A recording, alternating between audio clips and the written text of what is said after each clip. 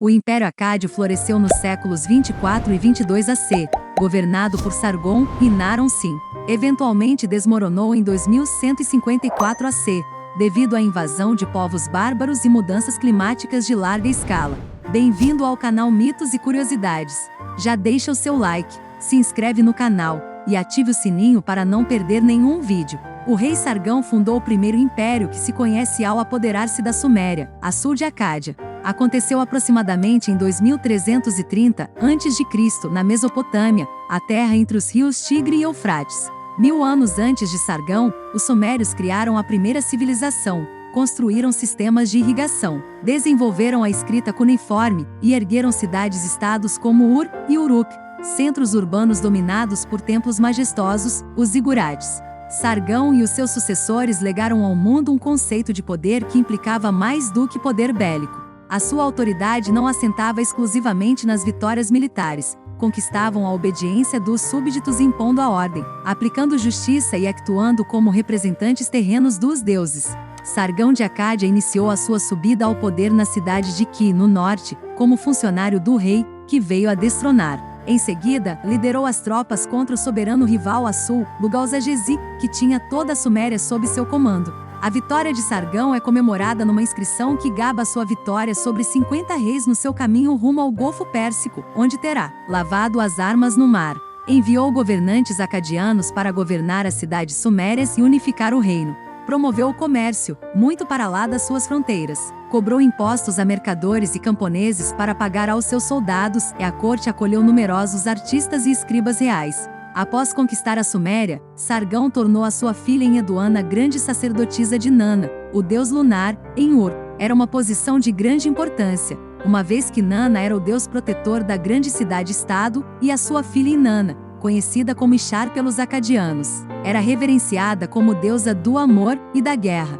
Enheduana escreveu hinos à encantadora deusa Ishtar, convertendo-se no primeiro autor literário cujo nome é conhecido. Num dos seus hinos, louvava a deusa como essa mulher singular e única, que dirige palavras de ódio ao malvado, que se move entre as coisas brilhantes, que se opõe às terras rebeldes, e que no crepúsculo, sozinha, torna o firmamento belo. Sargão reinou por 56 anos e após sua morte foi sucedido por seu filho Rimush, rei de 2279 a 2271 AC, que manteve as políticas de seu pai de perto. As cidades se rebelaram após a morte de Sargão, e Rimush passou os primeiros anos de seu reinado restaurando a ordem. Ele fez campanha contra Elaum, a quem derrotou, e reivindicou em uma inscrição para trazer grande riqueza de volta para Ak. Ele governou por apenas 9 anos antes de morrer, e foi sucedido por seu irmão Manituzu, rei no período de 2271 a 2261 AC. Há algumas especulações de que Manituzu causou a morte de seu irmão para ganhar o trono. A história se repetiu após a morte de Rimush, e Manituzu teve que reprimir revoltas generalizadas em todo o império antes de se envolver no negócio de governar suas terras. Ele aumentou o comércio e, de acordo com suas inscrições, envolveu-se no comércio de longa distância com Magan e Melulia, considerado o Alto Egito e o Sudão. Ele também realizou grandes projetos de construção em todo o império e acredita-se que tenha ordenado a construção do Templo de Ishtar em Nínive, que foi considerado uma peça de arquitetura muito impressionante. Além disso, empreendeu a reforma agrária e, pelo que se sabe, melhorou o império de seu pai e irmão. O obelisco de Manituzu, descrevendo a distribuição de parcelas de terra, pode ser visto hoje no Museu do Louvre, em Paris.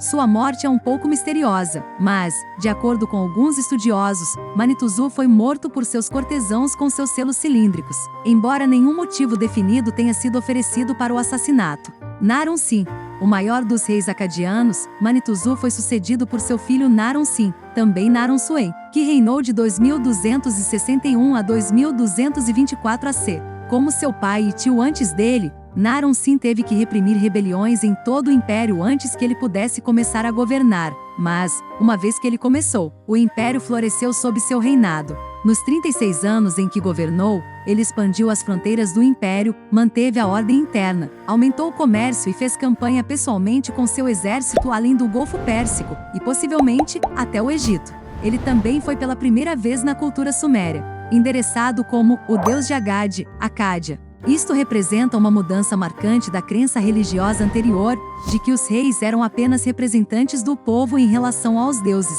Naram-Sin conquistou Ebla e Armun e construiu uma residência real em Tel Brak, uma encruzilhada no coração da bacia do rio Chabur, na Gezira.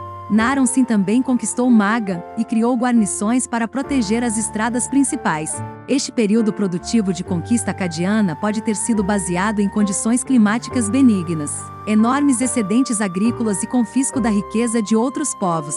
Os futuros estados da Mesopotâmia compararam-se ao Império Acadiano, que consideravam um padrão clássico no governo. A economia dependia das terras irrigadas do sul do Iraque e da agricultura irrigada pelo norte do Iraque. Havia muitas vezes um excesso de agricultura, mas a escassez de outros bens, como minério de metal, madeira e pedra de construção.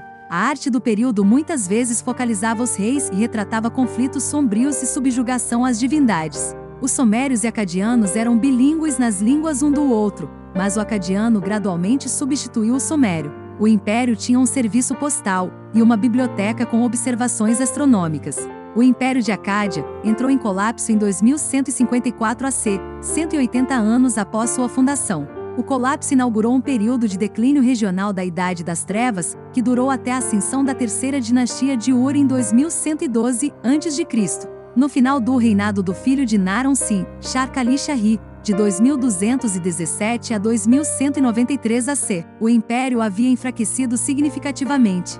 Houve um período de anarquia entre 2192 AC e 2168 AC. Alguma autoridade centralizada pode ter sido restaurada sob Shu-Duru, de 2168 a 2154 AC, mas ele foi incapaz de impedir que o império desmoronasse imediatamente da invasão dos povos bárbaros, conhecidos como os Gutianos, das Montanhas Zagros.